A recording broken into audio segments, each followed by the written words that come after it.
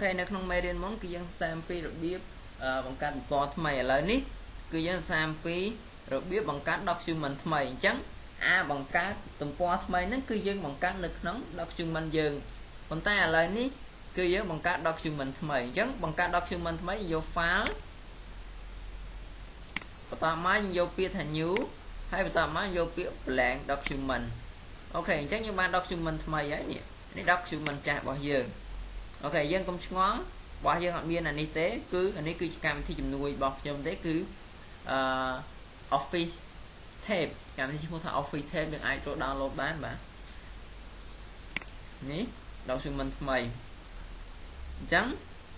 ឬក៏ខ្ញុំអាច click លើនេះក៏បានដែរឃើញវាស្រួលទេប្រើ Office Tab ឬក៏ខ្ញុំអីគេអាចចុច Control N ចុច Control ឲ្យជាប់ហើយបូកនឹងអក្សរ N Control ឲ្យជាប់ហើយចុចអក្សរ N ទៅវានឹងបាន document ថ្មីហើយឃើញទេអាមុន Control Enter បានថាយើងបង្កើតទំព័រថ្មីនៅក្នុង document ចាស់យើងហ្នឹង